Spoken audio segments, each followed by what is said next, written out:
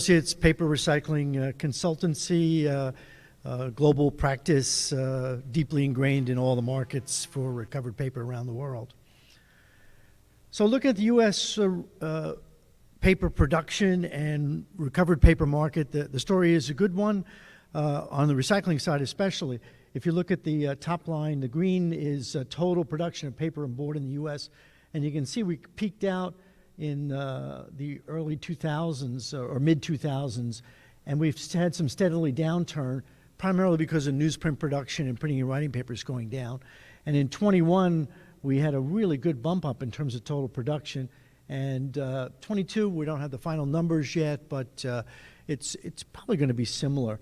And then the really good story is, even in the declining overall paper and board usage, recycled fiber use has been going up, and the percentages have gone up steadily, gaining a full 10% over the time frame of this chart. So Chaz talked about these new mills. I'll put up this chart, this map, and show you where they are. And this is just containerboard projects. There are two other major new projects. Sunoco in Hartsville, South Carolina, started an uncoated recycle board, shut down a containerboard machine, and started up a larger URB board. And then Chaz mentioned the Waco, Texas mill, which is the first greenfield boxboard mill in, I can't tell you how long, 40 years, and only one of two machines in the last 30 years. They will use OCC there. They won't use any mixed paper. It's a large part of the furnish is going to be box scrap that comes from graphics production. But you can see it's the first. You see this big blank stare out here with nothing in it in the Southwest. The Waco situation will help a bit. But the East is got a large number of projects, some of which already started up, and there's more to come. And these are all recycle-based containerboard machines. Most will use mixed paper in addition to OCC. So let's talk about pricing. So in looking at the different years, and I'm going to stick to the residential grades here because those are the most interest to this audience. Mixed paper in 2022, these are actual prices, not index. Average US, $46, -4 in the first 2 months of this year. SRPN, sorted residential paper and news, number 56, $82 in 22, down to 29. But look at the difference in price of this, because Murph's can make this grade. It's a little cleaner grade. It has a little bit more news to it.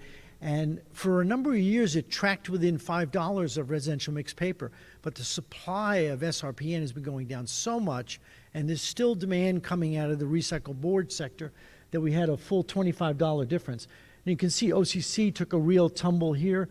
And then I put these grades in green because some Murphs make sorted clean news. If you can make clean news, look at the price of clean news as compared to SRPN. And it didn't really go down. It actually went up a little bit in the first 2 months. And then if you can make sorted office papers, again, a grade that really held up in terms of pricing. And these two have held up because they're supply short. The amount of printing and writing papers has been going down dramatically, and demand has only gone down a little bit. It's primarily into the tissue sector and de-ink pulp. So I call 2022 the tale of two halves. Again, you can see the mixed paper pricing, 70 down to 21, OCC, a major drop, and then SRPN, interestingly enough, a little bit less of a drop. And this is the third most common grade produced by residential Murphs. And what's the culprit for pricing to go down? It was really the corrugated box business softened quite a bit, and it was down 3.8% overall from 2022 to 21, and box shipments were down 6.4 in the half over half. During the COVID year, box shipments were up 5.7%, the fastest growth in 27 years, but the decline in 22 wiped out 2/3 of that growth. And it was the worst corrugated box decline since the Great Recession of 2009. So where do we go from here on OCC and mixed paper prices? And it's really related to box growth. It's not going to be pretty. I think we stay in the bottom cycle of those two grades of pricing longer because MRFs keep cranking out OCC and cranking out mixed paper no matter what the price is. And even in the commercial, industrial, institutional sector, when the price of OCC used to go down, some of the supply dried up. But because of green and sustainability goals, that material keeps cranking. So that box demand dropping 2 million tons, and then we have 2 million tons of new capacity coming on in the face of a soft box market. So forward-looking, box demand is going to grow again. I'm confident in that. But overcapacity in containerboard to make corrugated boxes is going to persist for a while. The new containerboard machines will run. They're large, the newest technology, the lowest cost. The problem is closures of high-cost, old, and small containerboard machines. Got to be careful that you don't get your receivables too high to mills that might not be around in the second half of 23. And we do expect low containerboard operating rates for a while, which will keep prices of OCC and mix down.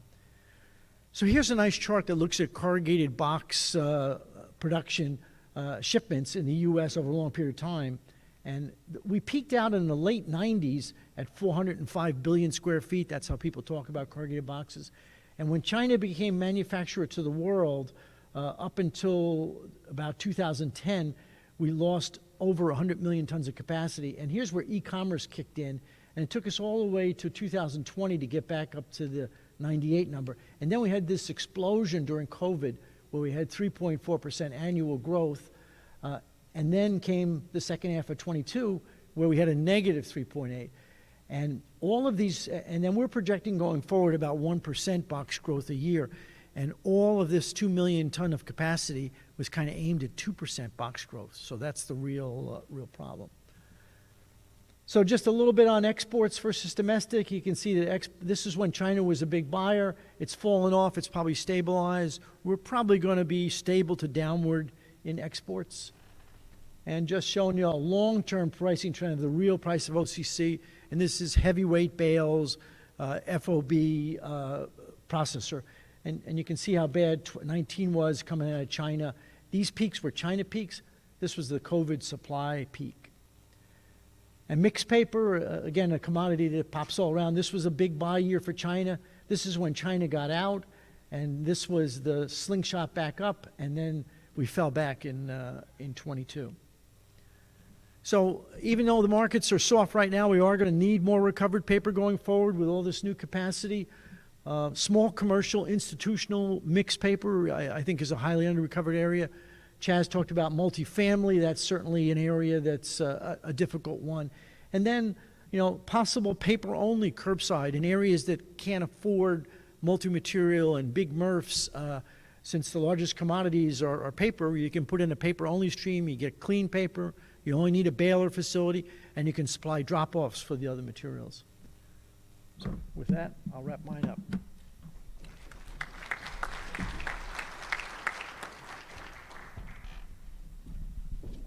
Thanks, Bill. With that, we're going to jump over and take a look at the plastics market. First, taking a quick look at what we see happening in the marketplace a little bit, and then some of the legislative and regulatory activities going on.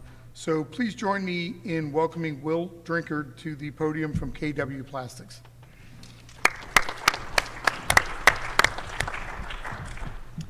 Good morning. I'm Will Drinkard with KW Plastics. I work in purchasing for KW, where we buy and recycle high-density polyethylene and polypropylene. On our HDP, we purchase HD Color, HD Natural, and an HD injection grade pack.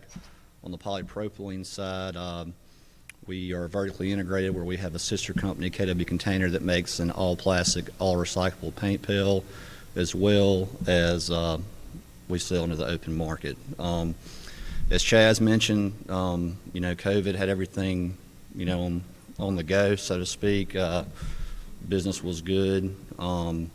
We've seen some post-COVID pullback there, so, things aren't where they have been. The thing I would encourage for anyone that deals with MRFs directly is just making a good quality, clean pack that's easy for us to process, wash, and then sell. A good final product that would be contaminants, which there's a home for those, such as mixed paper, aluminum, things of that nature. but not in our pad, keep those separated for certain for some of these guys where they could, you know, make a good home for that.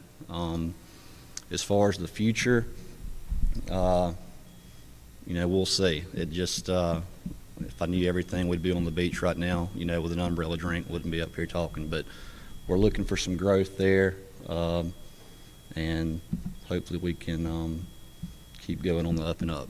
Thank you.